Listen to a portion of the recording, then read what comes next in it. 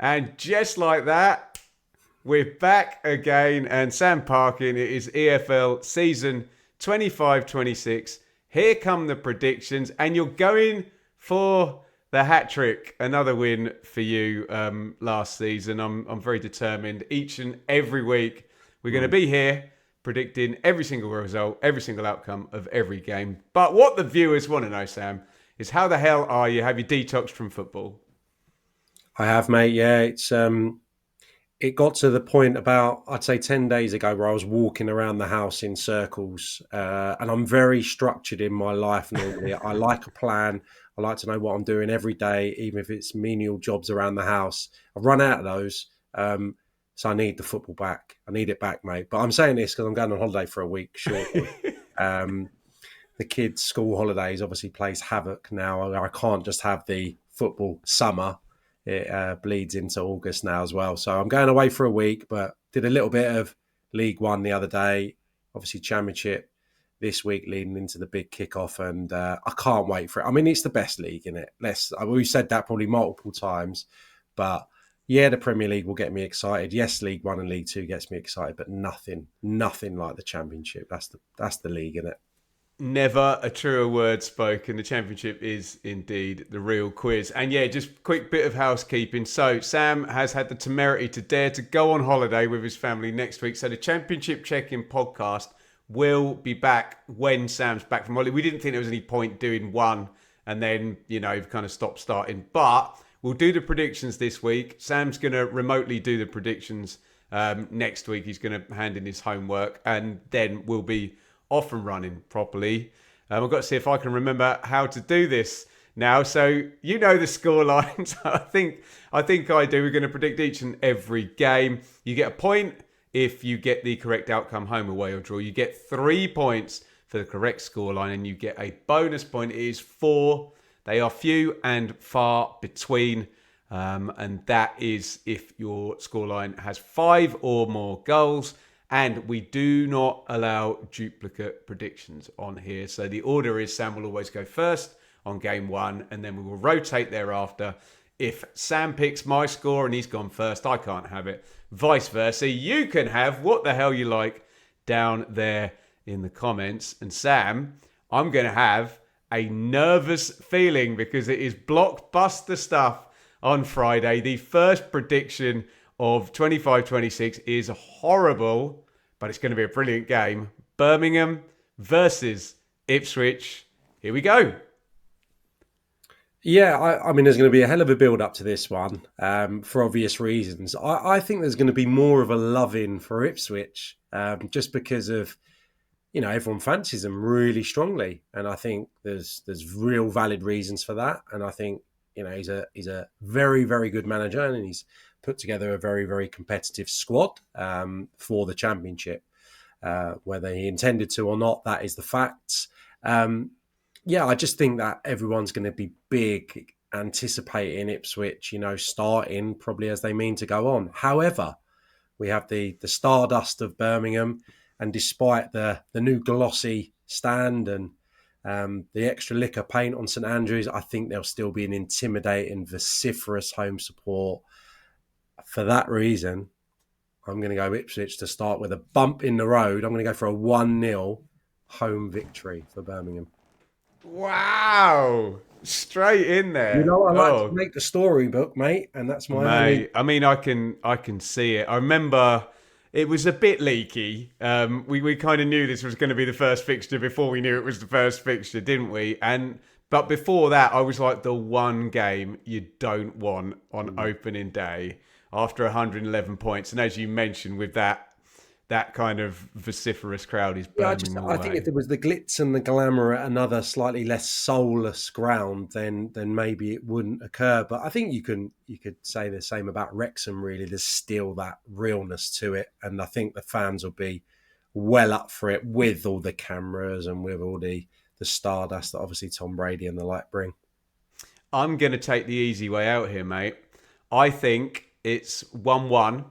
And I think, I've said this on a few podcasts, Kieran McKenna and Chris Davies are going to shake hands at the end of that game. The Sky cameras are going to get it, and it's going to be see you in April. We're going to have business down the road. I think they might both be involved in some kind of running at the top of the table. But there you go.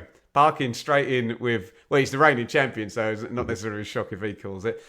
Sam, it is Charlton versus Watford. And I think everyone's been kind of pleasantly surprised by Charlton kind of going for it in the transfer market. We think Nathan Jones could be a difference maker here.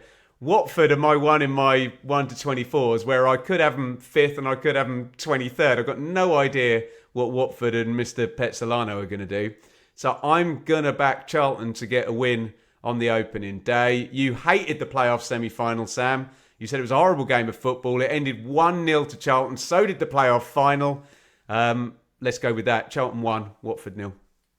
That's the first scribble of the season, coming in very early. I'm not going to deviate from what I wrote down prior to coming on with you this evening. Yeah, I just think the Valley was a really tough place for teams in the third tier to go last season for a period, probably from December beyond, second half of the season. And Watford, there's so much uncertainty. Yeah, some really exciting business, some really exciting young players that remain, and time of speaking now, Chekvatadze, Loser, all still at the club. So, I'm quite excited about what Watford are going to look like. But I think Charlton, first day, big support, big stadium, Nathan Jones, motivation, skills. I'll give them a goal then, Watford, but I'll go 2-1 to the Addicts. Coventry versus Hull. Hull, of course, still under a soft transfer embargo that hasn't been lifted at time of recording. I suppose when you do all the reading up and looking into teams' opportunities this season, I think Coventry read quite pretty. And I don't think they'll be scarred despite the heartache of that last-minute goal. I just think there'll be a realism that they did incredibly well from where they were positioned to get there. And I think Lampard's track record that season at Derby, getting to the playoff final, I think the amount of good forward players they've got, I think this could be their year again to go close. So I'll go for a comfortable opening day victory. I think there's big problems at Hull. I think for, not on the level of Sheffield Wednesday, but obviously uncertainty at board level, and not an appointment I know much about and not one I'm confident about. So I'll go 2-0 Sky Blues. I thought I was going to scribble out a 3-0 win that I've got down for Sky Blues. Before we came on, Sam basically said to me, "Oh well, don't worry about this one, mate. It's a free week, isn't it? We don't know anything. There's no evidence." What we do know, though, and you've alluded to it, mate, there's a couple of clubs in disarray and have been in disarray ownership-wise over the summer. Hull, a little bit of that issue. I think Coventry are nicely stable, kind of. Other than the managerial change, they've been stable for years, haven't they? So I agree with all your sentiments there, and I'm going to go for Coventry. Going to be heading to the top of the league in the early kickoffs there with a 3-0. My God. Southampton versus Wrexham. Thrown in a couple of beauties on opening day here. So were this at Wrexham, I think I might be in the same boat you were with Birmingham Ipswich, where we've got one of these big League One promoted teams going against the Year One parachute team. With it being at Southampton, I think we'll get a debut win. Maybe we get something, Sam, like we'll get the fairy tale. Wrexham will take the lead maybe first half and Saints will come back and win it 2-1. I don't know your feelings on still, whether that'll be a slow burner or whether it'll be straight out of the traps. But I'm going to go Saints 2, Wrexham 1. I would probably flip that if this were in Wales. We're on the same page tonight, mate. Yeah, that's a scribble for me once more. Okay. And I think it's the same conversation we probably had 2 years ago, or certainly my sentiment from 2 years ago when I just didn't know what Southampton were going to look like in terms of which players are going to remain, who they're going to get through the door. I think with Diblin, Fernandez, the speculation around them. But one thing's for sure, they're going to have good championship players. They're going to have potency at the top end of the pitch with what they've got right now. But I agree with you. I think Wrexham might score. Might be kind of a long throw, and the elation of a packed away end. We might see that. I'll extend it to maybe a 3-1. Maybe get parity in the first half and get a couple in the second. 3-1 Saints. Middlesbrough v Swansea, Sam, where we've got Rob Edwards obviously in, and we've got a Swansea side who seem to get all of their business done, and a Middlesbrough side who look like they haven't managed to get the key asset out in Hackney to be able to do the business. So, wonder whether that makes Swansea maybe a fancy here. Yeah, and I think there has to be a dud amongst these fixtures, and I'm going to plump for this one to be, two sides that have struggled through pre-season. I was down in Exeter with the family last week. We left prior to them beating Swansea, I think, in their recent friendly, and I think Middlesbrough's results have been equally poor. So early uncertainty probably about how these seasons are going to go. So I'm going to go for both managers probably to be slightly relieved and take the 0-0 on opening day. Get it in there, 0-0. We haven't had a 0-0. We haven't had an away win yet. So I'll make my apologies now to Boro fans if Handsome Rob does get the amazing fast start here. But I don't know, I just kind of like the Swans' momentum from the end of the season. The fact that Middlesbrough might make a slow start because of business and a new manager. I am going to take Boro 1, Swansea 2. Throw that one in there. Could be completely wrong, but hey, that's the joy of doing this. Norwich versus Millwall in the Alex Neil derby. I'm quite high on both of these, but I'm higher on Norwich, whose business I really like, and there's still a big ginger American in the Norwich City squad who we expected to be long gone by this point, didn't we? Really like Norwich's business. I like Liam Manning. I've said on the show a few times that he will be a slow burner, but I think he gets the early win here. And I think if it's Manning and they've started to drill the patterns of play, I think it's 1-0. Norwich 1, Millwall 0.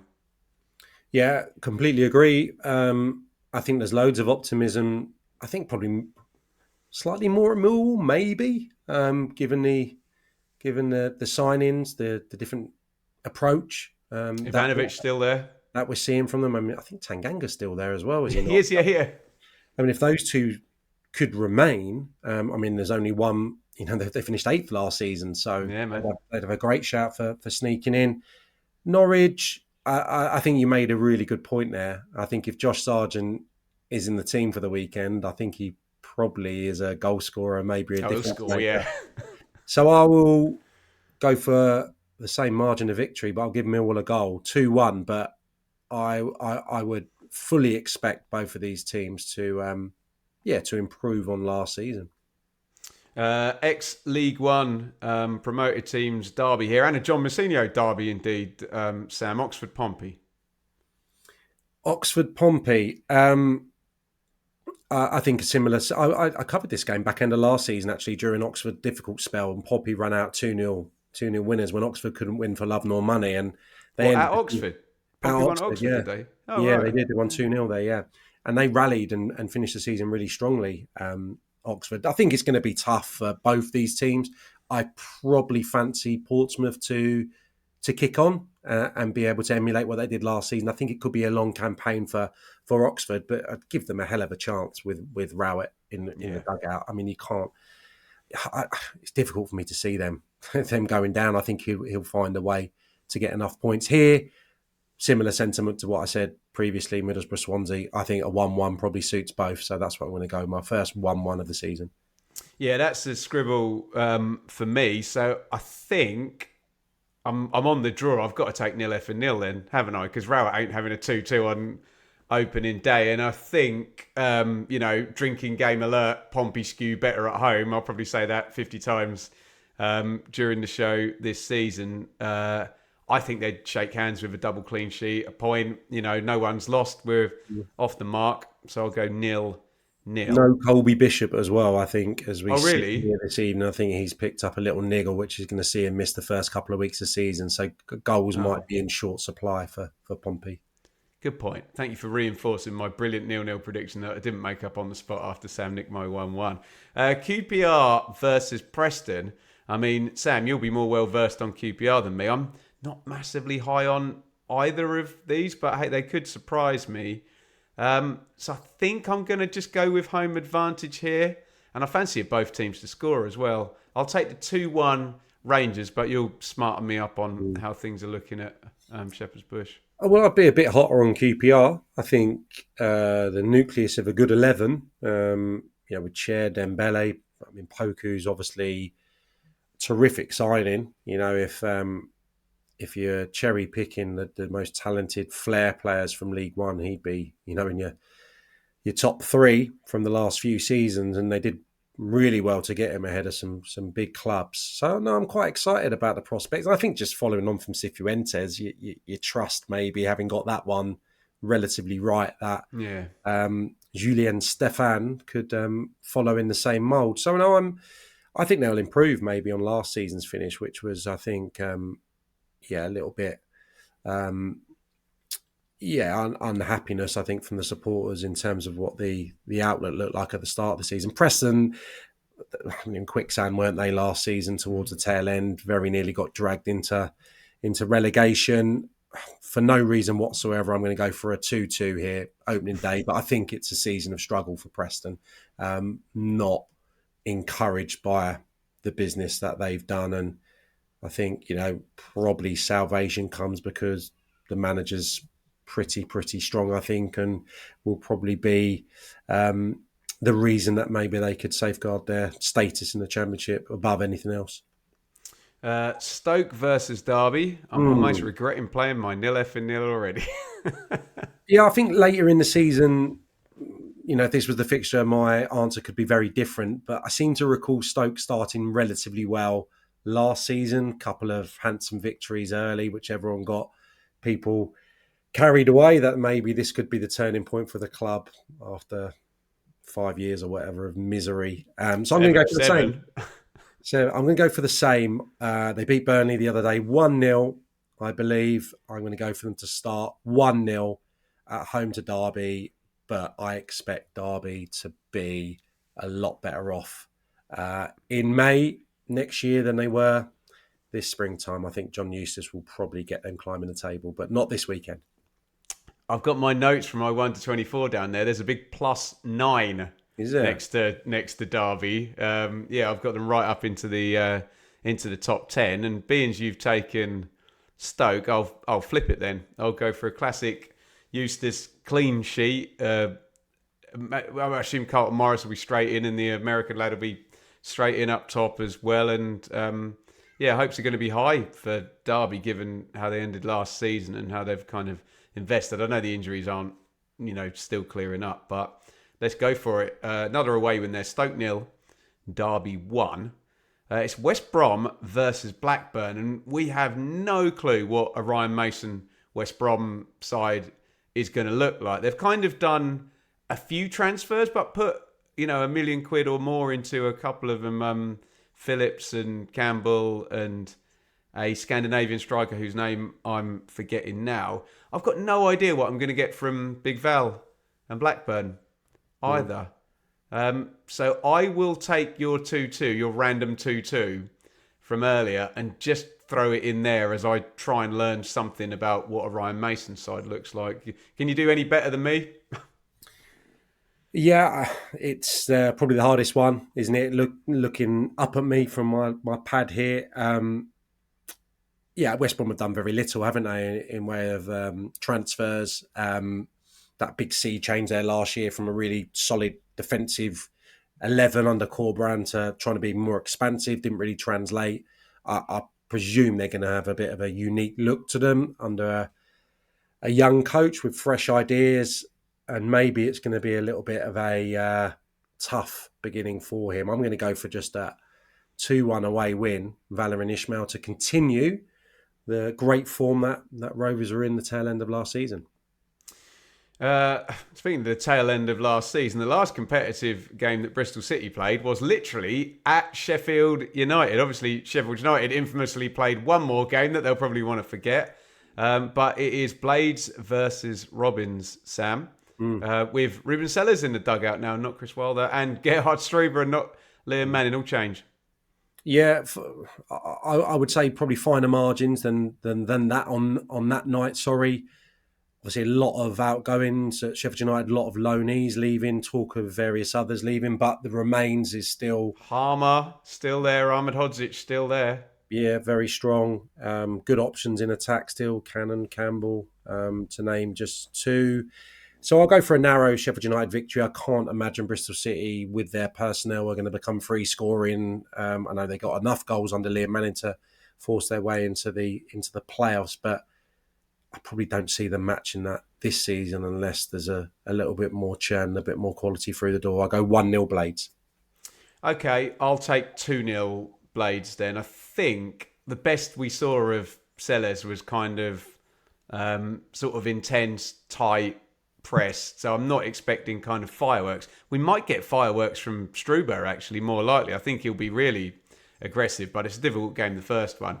I was thinking that I might need to play a bonus point here, but I've just seen what the last fixture is, and there's opportunity for a bonus point on that one. So I'll keep it calm and go Blades 2, Bristol City 0. And it's Leicester versus Sheffield Wednesday. And very unfortunately, the entire world is going to have this as a home win.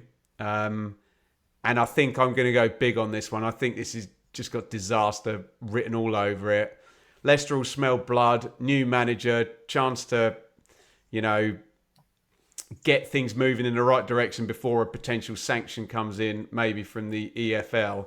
I'm going to go 5-0, Sam. Ooh. To Leicester. Yeah, I'm not going to go that big, but it's going to be a real test for the Sheffield Wednesday players. Obviously, they've come out and spoken in the last 24 hours about their application and about their desire to continue doing the right things. But I think it's different when you're presented with such a challenge with everything that's going on externally. So, yeah, I think they'll get beaten, and it'll probably be the power of Leicester's changes, probably their legs towards the tail end, and maybe get a few late on. I'll go 3-0. Leicester, maybe Sheffield Wednesday give a good account of themselves, but just run out of steam, and hopefully we won't be talking about this in the next few weeks. Hopefully, a resolution is found quickly. Yeah, it's going to be a long run in the predictions, because if it pans out the way we think it could do, though we could be doing cricket scores against Sheffield Wednesday for a lot of our predictions, which won't be fun for us or for the Wednesday fans, but. There we go. Right, get down there in the comments for your first round. As ever, 1 point for a correct outcome, home, away, or draw. 3 points for a correct scoreline. 4 if your scoreline has got 5 or more goals. Sam, before you go, and in the absence of a championship check-in, can we just get you a quick read on the division? Obviously, the last 2 seasons, we've essentially had domination with the parachute teams kind of broken up a little bit by Ipswich and Sunderland. We've had 4 teams at the top basically beating everybody. We've had an absence of quality in the middle of the table, and then a mad scramble and a rising tide at the bottom. That's kind of our, the shape of the division. Is it going to be different this season? Could we get a bit more of a competitive middle order? Are we going to get 4 teams spanking everybody and, out there clear of, 2 on 100? Again, what's your feeling? My hunch is absolutely no. I hope not. No, I think to me, I think it's really difficult to sit here and predict anything at the moment. And I've probably not been able to say that across the last few seasons in the Championship. I think it's looking pretty open. It probably leads itself to that Leicester. I know this has happened previously. See Maresca, see Russell Martin probably, but 2 changes in managerial departments at 2 of the relegated clubs. The possible sanctions at 1. You can understand why people are hot on Ipswich, probably for that reason, that there's the continuity with the manager and a little bit more of a clear idea of what they're going to look like in terms of the style. So I understand Ipswich being the favourites, but no, I think, there's an opportunity for Coventry. I think there's Norwich. an opportunity for some other sides. I think Millwall could definitely surprise a few this season. And I think the addition of Birmingham, like it or loathe it, is a really interesting one. And even Wrexham could start with a little bit of fire and a little bit of rhythm and maybe force their way into the reckoning if they have a good start to the season. So no, I'm really excited. I don't know if it's going to have the quality of some recent years, but I think some teams in the middle order could be rubbing their hands together and sensing that there's an opportunity to get promotion, a la Luton from a few seasons ago.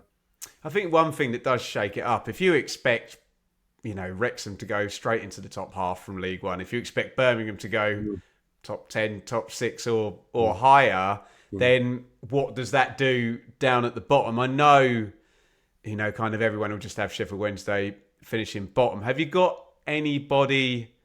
Because essentially, if you get 2 League One teams that are kind of guaranteed to survive, do you get a surprise relegation somewhere? Is that something you could foresee? Yeah, quite possibly.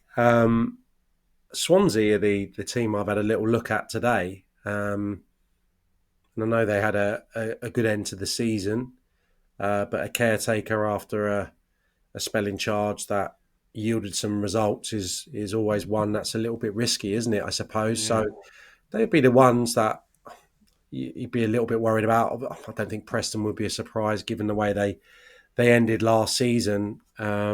Outside of that, I can't really give you a name. I mean, Blackburn, Stoke, Watford. What are you going to get from those? Those are teams that we always fall flat on our face trying to predict those, Sam, aren't they? They do the exact opposite of what we think. Yeah, quite possibly, but I wouldn't have anyone outside of those that I've just mentioned. Probably, yeah. Just looking up and down the table again, they would be the 3 that I would not be surprised if they're 17th, 18th, and looking over their shoulders towards the tail end. But maybe I need to do a little bit more swatting up on Swansea. But I'm just not hot on their chances, despite someone like Galbraith coming in, the potential of getting Kone, that could obviously change the landscape if they're to get some star signings across the next few weeks. I think what matters a lot as well is those 3 League One teams from last year. If you look at Eustace, Messinio and Rowett, they've all got good managers who they're going to want to keep in there. That's going to make you don't really see them just firing one of them, early in the. So yeah, could be very interesting. We'll be across it all season. As I said, Sam's off on holiday with the family at the end of this week. So Championship Check-In will be back in a couple of weeks. But we will be here each and every week with the predictions. We love you to get involved down there in the comments with your own predictions. And we kind of can sort of tell the story through that until the check-in returns. Sam, great to have you back. And here's to another great season of carnage in the Championship, right? Yeah, absolutely, mate. And hopefully next time we speak, I'll have the white T-shirt on again and my glow will be even stronger than after a week in Cornwall. Sud de la France, here I come.